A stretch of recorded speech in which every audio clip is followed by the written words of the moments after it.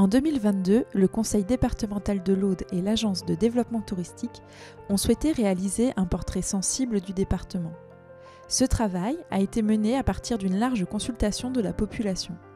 Près de 1600 Audois ont ainsi partagé leur perception, leur connaissance et leur amour du territoire. Le MOOC qui vous est proposé ici est constitué d'une collection de 11 vidéos thématiques créées à partir des résultats de cette étude.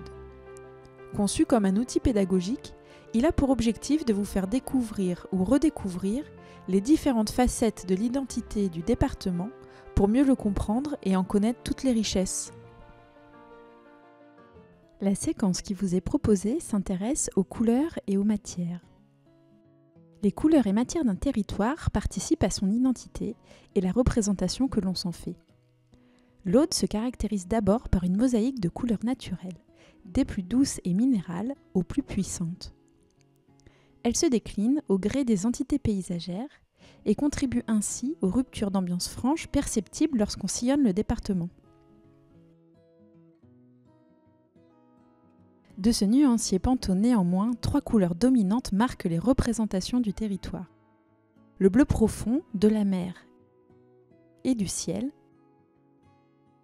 le vert dans tous ses dérivés, des plus lumineux aux plus sombres, et enfin le jaune puissant du soleil, des tournesols des plaines du Lauragais, en passant par le doré des pierres sublimées par la lumière. En contrepoint, le blanc et le noir s'immiscent comme des repères. Le blanc de l'hiver et du sommet des Pyrénées enneigées que l'on guette, le noir du schiste de la Montagne Noire et des Pyrénées audoises. Quelle que soit l'époque et le lieu, c'est la puissance des couleurs que les artistes ont retenues comme véritable source d'inspiration. Des couleurs chaudes et vives que l'on retrouve aujourd'hui encore dans le travail des artisans et les fêtes populaires, qui viennent compléter un environnement naturel déjà très coloré. Les représentations associées aux matières du territoire sont liées quant à elles exclusivement à sa naturalité.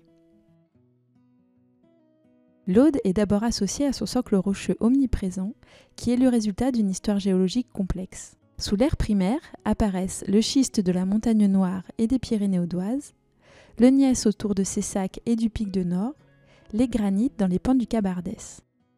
L'ère secondaire est appelée aussi l'ère calcaire, que l'on retrouve sur le plateau de Sceaux, les Corbières ou le massif de la Clappe.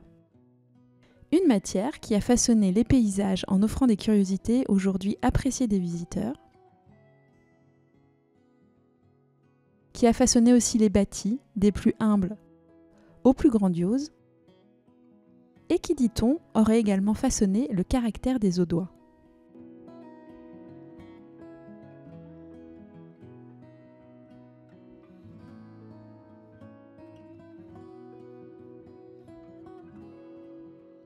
Aux côtés de cette empreinte minérale, l'eau est aussi un marqueur du territoire.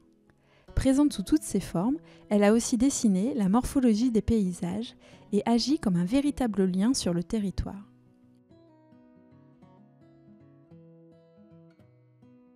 Avec 2 traits d'union, le canal du Midi et le fleuve Aude qui relient entre elles les différentes entités paysagères. Plus qu'une simple matière, l'eau a aussi contribué au développement de patrimoine vernaculaire qui jalonnent le département et étaient des lieux de convergence et de sociabilité. De façon plus localisée, on retrouve le bois avec les forêts de la Montagne Noire et des Pyrénées audoises notamment, le poumon vert du département. Et enfin, le marbre du Minervois, témoin de l'excellence audoise. Il était en effet le matériau fétiche de Louis XIV et de ses architectes.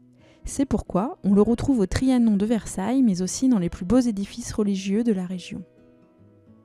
Si vous souhaitez en connaître davantage sur l'environnement naturel de l'Aude, n'hésitez pas à vous référer à la vidéo de ce MOOC dédié au paysage.